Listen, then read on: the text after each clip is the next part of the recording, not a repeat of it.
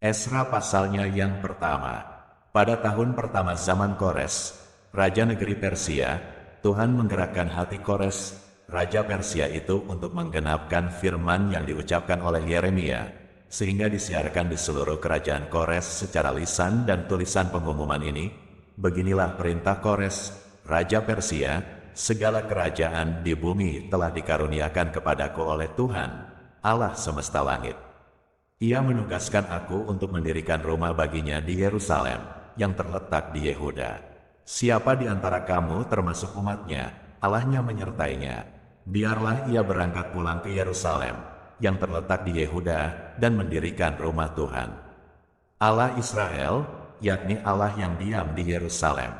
Dan setiap orang yang tertinggal, dimanapun ia ada sebagai pendatang, harus disokong oleh penduduk setempat dengan perak dan emas, harta benda dan ternak, di samping persembahan sukarela bagi rumah Allah yang ada di Yerusalem.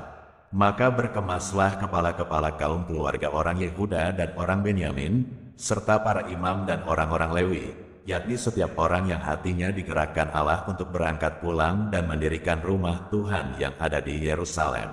Dan segala orang di sekeliling mereka membantu mereka dengan barang-barang perak, dengan emas, harta benda dan ternak dan dengan pemberian yang indah-indah, selain dari segala sesuatu yang dipersembahkan dengan sukarela. Pula Raja Kores menyuruh mengeluarkan perlengkapan rumah Tuhan yang telah diangkut Nebukadnezar dari Yerusalem dan yang ditaruhnya di dalam kuil Allahnya. Kores, Raja Persia itu, menyuruh mengeluarkan semuanya itu di bawah pengawasan Mitredat, bendahara raja, yang menghitung seluruhnya bagi Sesbazar, pembesar di Yehuda.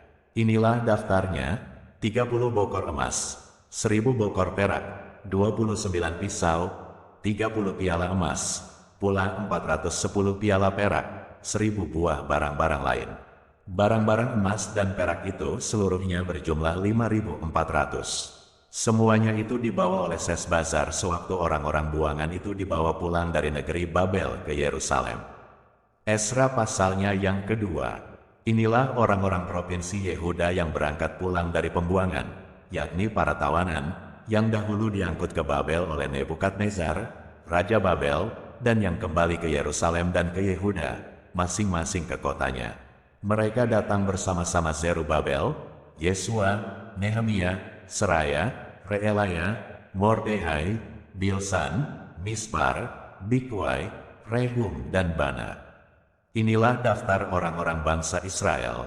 Bani Paros, 2.172 orang. Bani Sefaka, 372 orang. Bani Arah, 775 orang. Bani Pahat Moab, yakni anak-anak Yesua dan Yoab, 2.812 orang. Bani Elam, 1.254 orang. Bani Zatu, 945 orang. Bani Zakai, 760 orang. Bani, 642 orang. Bani Bebai, 623 orang. Bani Asgad, 1.222 orang. Bani Adonikam, 666 orang. Bani Bikwai, 2.056 orang. Bani Adin, 454 orang. Bani Ater, yakni Bani Hizkia, 98 orang. Bani Bezai, 323 orang. Bani Yora, 112 orang. Bani Hasum, 223 orang. Bani Gibar, 95 orang. Dari Bethlehem, 123 orang. Orang-orang Netofa, 56 orang. Orang-orang Anatot, 128 orang. Dari Asmawet, 42 orang. Dari Kiryat Arim, Kefira dan Birot, 743 orang. Dari Rama dan Gaba, 621 orang. Orang-orang Mihmas, 122 orang. Orang-orang Bitel dan Ai, 223 orang. Dari Nebo, 52 orang. Bani Makbis, 156 orang. Bani Elam, yakni Elam yang lain, 1.254 orang. Bani Harim, 320 orang. Orang-orang dari Lot, Hadid dan Ono, 725 orang. Dari Yeriho, 345 orang. Bani Senaa, 3.630 orang. Inilah para imam, Bani Yedaya, yakni kaum keluarga Yesua, 973 orang, Bani Imer, 1052 orang, Bani Pasyur, 1247 orang, Bani Harim, 1017 orang. Inilah orang-orang Lewi, Bani Yesua dan Kadmiel, yakni Bani Hodaoya, 74 orang. Inilah para penyanyi, Bani Asaf, 128 orang. Inilah kaum penunggu pintu gerbang, Bani Salum, Bani Ater, Bani Talmon, Bani Akub, Bani Hatita, Bani Sobai, semuanya 139 orang.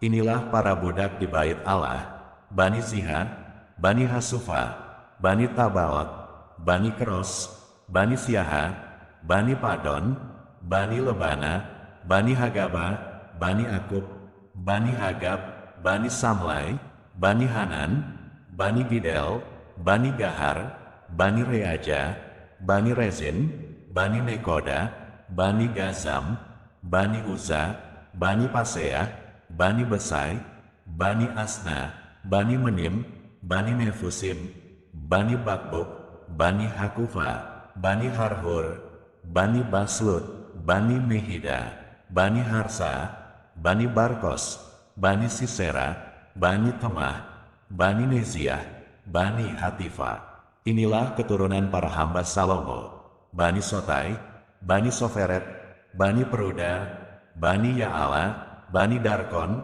Bani Gidel, Bani Sefaka, Bani Hatil, Bani Pokheret Hasebaim, Bani Ami. Seluruh budak di bait Allah dan keturunan para hamba Salomo ada 392 orang. Inilah orang-orang yang berangkat pulang dari Tel Melah, Tel Harsa, Kerub, Adan dan Imer. Tetapi mereka tidak dapat menyatakan apakah kaum keluarga dan asal-usul mereka termasuk bangsa Israel. Bani Delaya, Bani Tobia, Bani Nekoda, 652 orang. Dan dari antara kaum imam, Bani Habaya, Bani Hakos, Bani Barzilai.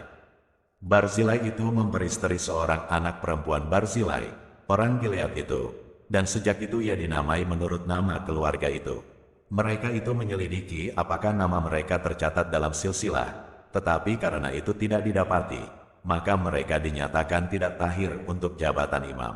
Dan tentang mereka diputuskan oleh kepala daerah, bahwa mereka tidak boleh makan dari persembahan Maha Kudus, sampai ada seorang imam bertindak dengan memegang Urim dan Tumim. Seluruh jemaah itu bersama-sama ada 42.360 orang. Selain dari budak mereka laki-laki dan perempuan yang berjumlah 7.337 orang. Pada mereka ada 200 penyanyi laki-laki dan perempuan. Mereka mempunyai 736 ekor kuda, 245 ekor bagal, 435 ekor unta, dan 6.720 ekor keledai. Beberapa kepala kaum keluarga, tatkala datang ke rumah Tuhan yang di Yerusalem, mempersembahkan persembahan sukarela guna pembangunan rumah Allah pada tempatnya semula. Mereka memberi sumbangan sekadar kemampuan mereka untuk perbendaharaan guna pekerjaan itu sebanyak 61.000 dirham emas, 5.000 mina perak, dan 100 helai kemeja imam. Adapun para imam dan orang-orang Lewi, dan juga sebagian dari rakyat, serta para penyanyi, para penunggu pintu gerbang dan para budak di bait Allah menetap di kota-kota mereka. Demikian juga semua orang Israel yang lain, masing-masing di kota-kotanya sendiri. Esra pasalnya yang ketiga. Ketika tiba bulan yang ketujuh, setelah orang Israel menetap di kota-kotanya, maka serentak berkumpullah seluruh rakyat di Yerusalem. Maka mulailah Yesua bin Yozadak beserta saudara-saudaranya, para imam itu, dan Zerubabel bin Sealtiel beserta saudara-saudaranya membangun mezbah Allah Israel untuk mempersembahkan korban bakaran di atasnya, sesuai dengan yang ada tertulis dalam kitab Taurat Musa, Abdi Allah. Mereka mendirikan mezbah itu di tempatnya semula. Sungguh pun mereka ketakutan terhadap penduduk negeri. Lalu mereka mempersembahkan di atasnya korban bakaran kepada Tuhan, korban bakaran waktu pagi dan waktu petang.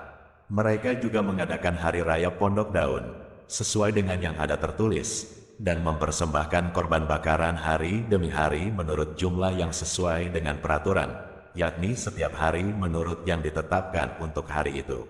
Dan sejak itu diadakanlah korban bakaran yang tetap, juga korban bakaran pada bulan baru dan pada setiap hari raya yang kudus bagi Tuhan, dan setiap kali orang mempersembahkan persembahan sukarela kepada Tuhan.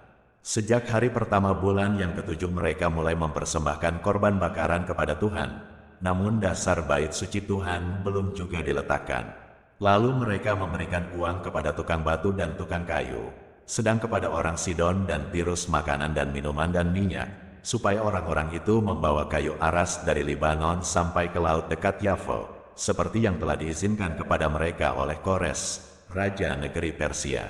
Pada tahun yang kedua sesudah mereka sampai ke rumah Allah di Yerusalem, dalam bulan yang kedua, maka Zerubabel bin Sealtiel dan Yesua bin Yozadak beserta saudara-saudara mereka yang lain, yakni para imam dan orang-orang Lewi, dan semua orang yang pulang ke Yerusalem dari tempat tawanan memulai pekerjaan itu. Mereka menugaskan orang-orang Lewi yang berumur 20 tahun ke atas untuk mengawasi pekerjaan membangun rumah Tuhan. Lalu Yesua serta anak-anak dan saudara-saudaranya dan Kadmil serta anak-anaknya, orang-orang Yehuda bersama-sama bertindak mengawasi orang-orang yang melakukan pekerjaan membangun rumah Allah. Demikian juga Bani Henadad, anak-anak dan saudara-saudara mereka, orang-orang Lewi itu. Pada waktu dasar bait suci Tuhan diletakkan oleh tukang-tukang bangunan, maka tampillah para imam dengan memakai pakaian jabatan dan membawa nafiri, dan orang-orang Lewi, Bani Asaf, dengan membawa ceracap untuk memuji-muji Tuhan, menurut petunjuk Daud, Raja Israel. Secara berbalas-balasan mereka menyanyikan bagi Tuhan nyanyian pujian dan syukur, sebab Ia baik. Bahwasanya untuk selama-lamanya kasih setianya kepada Israel, dan seluruh umat bersorak-sorai dengan nyaring sambil memuji-muji Tuhan, oleh karena dasar rumah Tuhan telah diletakkan. Tetapi banyak di antara para imam, orang-orang Lewi dan kepala-kepala kaum keluarga, orang tua-tua yang pernah melihat rumah yang dahulu, menangis dengan suara nyaring, ketika perletakan dasar rumah ini dilakukan di depan mata mereka, sedang banyak orang bersorak-sorai dengan suara nyaring karena kegirangan. Orang tidak dapat lagi membedakan mana bunyi sorak-sorai kegirangan dan mana bunyi tangis rakyat, karena rakyat bersorak-sorai dengan suara yang nyaring, sehingga bunyinya kedengaran sampai jauh.